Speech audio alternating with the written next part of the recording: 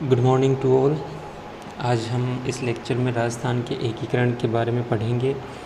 सबसे पहले हम बात करते हैं एकीकरण के पहले की, या हम कह सकते हैं एक ऐतिहासिक पृष्ठभूमि की हम बात करते हैं।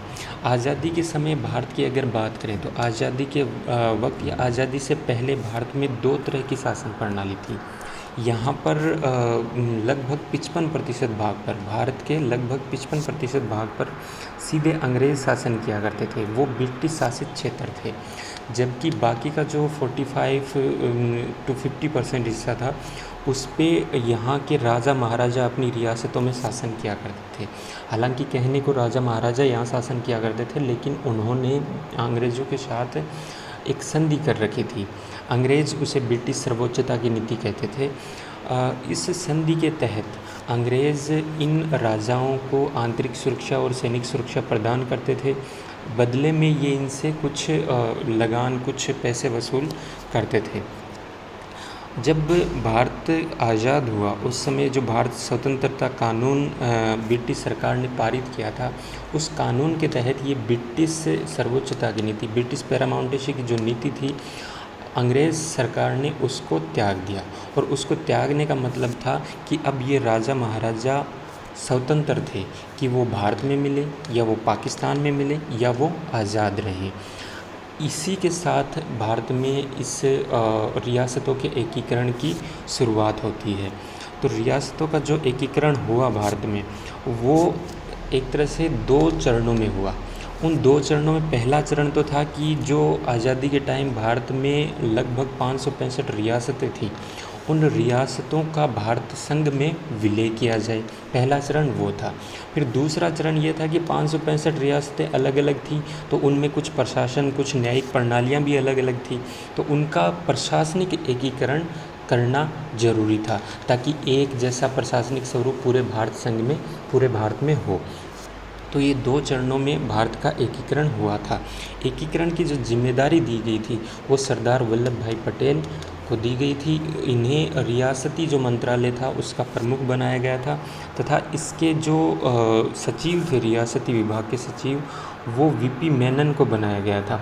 तो कभी भी मौका मिले तो भारत के एकीकरण की कहानियाँ पढ़ना बहुत ज़्यादा रोचक हैं। अगर राजस्थान की भी अगर हम बात करें तो ये हम पढ़ते हैं कई बार कि जोधपुर के जो उस टाइम महाराजा हुआ करते थे, उनको मोहम्मद अली जिन्ना जो पाकिस्तान के प्रमुख थे उस टाइम, उन्होंने एक खाली पेज पकड़ा दिया था, एक ब्लैंक चेक या ब्लैंक पेपर हम कह सकते थे, वो पकड़ा दिया था और कहा था कि आप अपनी शर्तें लिख लो और आप जो भी शर्तें लिखोगे हमें वो मंजूर है, पर आप पाकिस्तान में मिल जाओ। उस टाइम कुछ ऐसा हुआ था कि जोधपुर के महाराजा ने वो प्रस्ताव ठुकरा दिया था। उसके पीछे की कहानी है, वो कभी पढ़ना।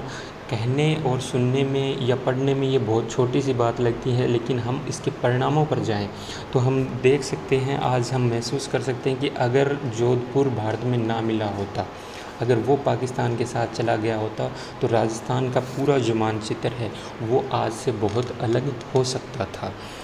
अब हम बात करते हैं राजस्थान के एकीकरण की। तो आज़ादी के वक्त की अगर हम बात करें तो राजस्थान में 19 रियासतें थीं, यानी कि यहाँ छोटी बड़ी 19 रियासतें थीं, 3 छोटे छोटे ठिकाने थे और अजमेर मेरवाड़ा का एक केंद्र शासित प्रदेश था, यानी कि यहाँ अंग्रेज़ शासन किया करते थे। ये रियासतें नीचे आपको नाम दिख रहे हैं, अलवर, भरतपुर, धौलपुर, करौली, ये सारी 19 रियासतें थीं। नीमराणा, लावा, कुशलगढ़ ये ठिकाने थे। राजस्थान में इनके एकीकरण की जो शुरुआत हुई थी वो 18 मार्च 1948 को हुई थी, और ये 1 नवंबर 1956 तक 7 चरणों में ये संपन्न हुई थी।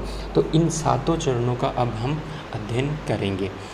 सबसे पहले आपको बता दें कि जब रियासती विभाग बनाया था, तो रियासती विभाग ने एक अपना एक तरह से कह सकते हैं उन्होंने नीति लागू की थी। उस नीति में ये था कि जो भी रियासत 10 लाख से अधिक जनसंख्या रखती है, तथा 1 करोड़ से ज़्यादा जिसकी कमाई है वो ही स्वतंत्र रह सकती है। उससे छोटी जो रियासतें हैं जो इन शर्तों को पूरा नहीं करती, उनको अपने बगल की या अपने बगल की रियासतों में या अपने बगल के राज्यों में उन्हें शामिल किया जाएगा। तो इसी नीति के तहत राजस्थान में ये एकीकरण हुआ था। राजस्थान में उस टाइम जयपुर, जोधपुर, बीकानेर और मेवाड़ ही ऐसी रियासतें थी जो इन शर्तों को पूरा करती थी। हालांकि अब बाद में ये रियासतें भी राजस्थान संघ में शामिल हो गई थी। तो अब हम पहले चरण की बात करते हैं। तो पहला चरण था वो मत्स्य संघ का था। 18 मार्च 1948 को भरतपुर, अलवर, धौलपुर और करौली तथा नीमराणा ठिकाना, 4 रियासतों भरतपुर, धौलपुर, करौली और अलवर तथा नीमराणा ठिकाने को मिलाकर राजस्थान के पूर्वी भाग में इस मत्स्य संघ का निर्माण किया गया था। इस मत्स्य संघ का गठन किया गया था। इसका राज प्रमुख धौलपुर के महाराज को बनाया था। राज प्रमुख धौलपुर के महाराज को बनाया था, जबकि इसकी राजधानी है वो अलवर रखी थी और इसमें शोभाराम के नेतृत्व में सरकार बनाई थी।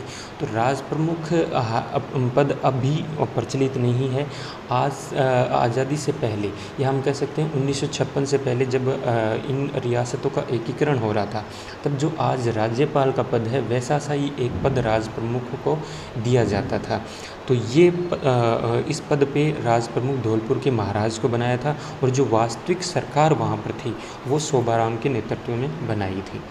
अब दूसरा जो चरण था वो राजस्थान संघ का था। वो 25 मार्च 1948 को संपन्न हुआ। इसमें 9 रियासतों व 2 ठिकानों का एकीकरण किया गया। ये बूंदी, झालावाड़, टोंक, किशनगढ़ ये सारी रियासतों को इसमें मिलाया तथा लावा और कुशलगढ़ ठिकानों को इसमें मिलाया गया था। इसका जो राज प्रमुख बनाया था वो कोटा के महाराज भीम सिंह को बनाया था तथा इसकी राजधानी कोटा रखी गई थी। और शाहपुरा प्रजामंडल के जो गोकुल लाल अशावा हैं उनके नेतृत्व में इसमें सरकार बनाई गई थी। और उस टाइम उस पद को प्रधानमंत्री कहा जाता था। इस संघ के जो प्रमुख हुआ करते थे, जो सरकार का वास्तविक नेतृत्व करते थे, उनको प्रधानमंत्री कहा जाता था। तो ये राजस्थान के एकीकरण का दूसरा चरण था। राजस्थान के एकीकरण के तीसरे चरण में संयुक्त राजस्थान का निर्माण किया था वो 18 अप्रैल 1948 को किया था। इसमें जो राजस्थान संघ जो द्वितीय चरण में बनाया गया था, उस राजस्थान संघ में मेवाड़ का विलय किया था। और मेवाड़ का विलय करते ही इसका जो मेवाड़ के महाराजा भोपाल सिंह हैं, उन भोपाल सिंह को इसका राज प्रमुख बना दिया था और उदयपुर को इसकी राजधानी बनाया था। और माणिक्य लाल वर्मा को इसका प्रधानमंत्री या इसका प्रमुख नियुक्त किया गया था, सरकार का प्रमुख नियुक्त किया गया था। अगला जो चरण था वो वृद्ध राजस्थान के निर्माण का चरण था। ये सबसे इम्पोर्टेंट है। जब राजस्थान का लगभग आज का जो अधिकांश भाग है वो राजस्थान संघ में मिल गया था, तो जो तीसरे चरण में संयुक्त राजस्थान बना था, उस संयुक्त राजस्थान में उस समय की 4 जो बड़ी रियासतें थी, जयपुर, जोधपुर, जैसलमेर और बीकानेर, इनका विलय कर दिया गया था। इस वृद्ध राजस्थान का राज प्रमुख है वो जयपुर के स्वाभिमान सिंह को बनाया था तथा महाराज प्रमुख मेवाड़ के भोपाल सिंह को बनाया था। इसकी राजधानी जयपुर बनाई गई थी और इसके मुख्यमंत्री हैं वो हीरालाल शास्त्री को बनाया गया था। इसमें राजधानी जयपुर रखने के साथ साथ अन्य ज़िलों को भी या अन्य शहरों को भी महत्व प्रदान किया गया था। और इसी के चलते जोधपुर में जो हमारा उच्च न्यायालय है उसको स्थानांतरित किया गया था। ये ऐसे कुछ बीकानेर में शिक्षा निदेशालय को स्थानांतरित किया गया था। ये ऐसे कदम कदम इस एकीकरण के दौरान उठाए गए थे। 30 मार्च 1949 को ही राजस्थान का जो बड़ा भाग है वो राजस्थान संघ में मिला था। इसी दिन राजस्थान दिवस मनाया जाता है। इसी के बाद से ये राजस्थान दिवस 30 मार्च 1949 को मनाया जाता है। राजस्थान के एकीकरण का जो 5वां चरण है वो 5वां चरण संयुक्त वृत्त राजस्थान के निर्माण का है। तो जो वृत्त राजस्थान चौथे चरण में बनाया गया था, उस वृत्त राजस्थान में मत्स्य संघ का विलय कर दिया गया था। इस वृत्त राजस्थान में मत्स्य संघ का विलय किया गया था। मत्स्य संघ में भी हम पढ़ चुके हैं कि 4 रियासतें थीं और 2 और 1 उसमें ठिकाना था। तो तो जो 4 रियासतें थी उनमें जो अलवर और करौली रियासत थी उनके राजा हैं वो राजस्थान संघ में मिलना चाहते थे, जबकि भरतपुर और धौलपुर के राजा राजस्थान की बजाय उत्तर प्रदेश में मिलना चाहते थे। हालांकि बाद में भरतपुर के राजा ने तो राजस्थान संघ में मिलने की हामी कर दी थी, लेकिन धौलपुर के राजा ने कहा था कि हमारी जनता जो चाहेगी वैसा करेंगे। तो भरतपुर और धौलपुर में राजस्थान में विलय के लिए शंकर देव राय समिति का गठन किया था, और इस शंकर देव राय समिति ने जनमत का एक तरह से जानने का प्रयास किया था, और उसके आधार पर भरतपुर और धौलपुर को राजस्थान में विलय की सिफारिश इन्होंने की थी, और उसके बाद ये पूरा मत्स्य संघ है वो संयुक्त वृत्त राजस्थान में शामिल हो गया था। जो छठा चरण है राजस्थान के एकीकरण का, वो छठा चरण 26 जनवरी 1950 को, जिस दिन भारत का संविधान लागू हुआ था, उस दिन संविधान के अधिकांश जो उपबंध थे वो लागू हुए थे। उस दिन ये जो छठा चरण है राजस्थान के एकीकरण का वो पूरा हुआ था। इस चरण में सिरोही को राजस्थान में मिलाया था। इससे पहले सिरोही 1 फरवरी 1948 को बम्बई में मिला दिया गया था। सिरोही को बम्बई क्या था, आज का जो गुजरात और महाराष्ट्र राज्य है उस पूरे एरिया को उस समय बम्बई प्रांत कहा जाता था। बाद में बम्बई को 2 भागों में विभाजित करके गुजरात और महाराष्ट्र बनाया गया था।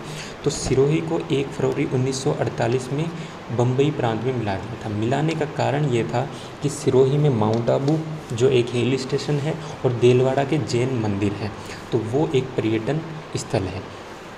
तो उस टाइम सरदार पटेल और अन्य जो बम्बई प्रांत के नेता थे उन्होंने एक तरह से सिरोही को बम्बई में मिला लिया था, लेकिन बाद में राजस्थान के नेताओं ने और राजस्थान की जनता ने यहाँ पर विरोध प्रदर्शन किए, तो उसके चलते 26 जनवरी 1950 को सिरोही को 2 भागों में बांट दिया। जो आबू और देलवाड़ा था वो बम्बई प्रांत में शामिल किया गया, और जो शेष सिरोही था उसे राजस्थान को सौंप दिया गया था। अब जो लास्ट चरण है, जो 7वां चरण है, जिसमें राजस्थान का जो वर्तमान मैप है वो पूरा बन के सामने आया था, वो 1 नवंबर 1956 को बना था। वो राजस्थान के एकीकरण का 7वां चरण था। इस चरण में राजस्थान में जो सिरोही का जो भाग माउंट आबू और देलवाड़ा बम्बई प्रांत में मिला दिया गया था वो वापस राजस्थान को प्रदान कर दिया गया। अजमेर और मेरवाड़ा का जो केंद्र शासित प्रदेश था उसे राजस्थान में शामिल कर दिया गया था। मध्य प्रदेश के मंदसौर ज़िले का एक छोटा सा गांव था सुनील टप्पा, वो राजस्थान में मिला दिया था, और राजस्थान के कोटा ज़िले का एक सिरोंज उपविभाग था वो उस टाइम मध्य प्रदेश को सौंपा था। तो इन सारे चरणों के बाद राजस्थान का जो वर्तमान स्वरूप है वो निर्मित हुआ था। उसके बाद 1991 में 1991 और उसके बाद कुछ नए ज़िलों का गठन राजस्थान में किया गया था। तो वो सारी डिटेल और इसके एकीकरण के जो थोड़े बहुत मैप हैं वो आपको व्हाट्सएप ग्रुप पे प्रदान कर दिए जाएंगे। तो ये जो कल का लेक्चर और आज का लेक्चर है ये दोनों राजस्थान के सामान्य परिचय के बारे में है। अब आगे से हम राजस्थान के भौतिक प्रदेशों का अध्ययन करेंगे।